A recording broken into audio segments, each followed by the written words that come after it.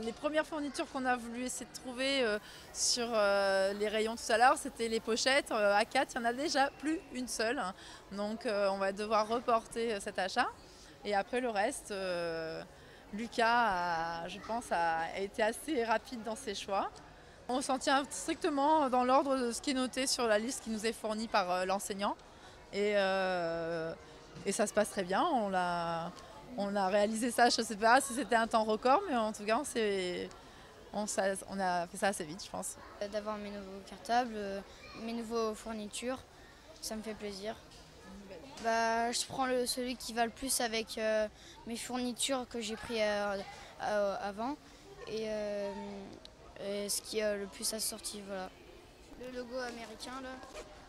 Puis pareil avec ma trousse. Les familles ont des listes scolaires, bien sûr, qui ont été données par les écoles et donc elles les suivent. Elles commencent par acheter les cartables qui sont les achats coup de cœur et puis maintenant elles achètent le reste des articles scolaires. On vend beaucoup de cartables au début de la période, au mois de juillet. Et puis après on vend beaucoup d'écriture, c'est la plus grosse famille de la rentrée scolaire. Donc l'écriture, tout ce qui est stylo ici. On a passé le 15 août, la rentrée elle est dans 3 semaines à peu près. Je pense qu'on est dans les temps. Et au fur et à mesure qu'ils grandissent, malheureusement, il y a plus d'affaires qui est demandé. Des intercalaires, par exemple, il n'y a plus.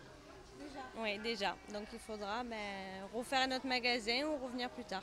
Je ne prends pas des marques inutilement ou des produits chers, on va dire, juste parce qu'ils sont jolis.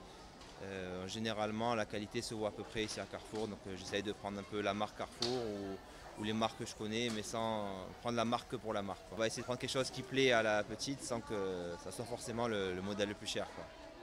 Les adolescents cherchent un peu trop de marques, un peu trop d'originalité, et du coup la dépense se fait sentir. Donc on essaye d'équilibrer un peu entre la petite et la grande.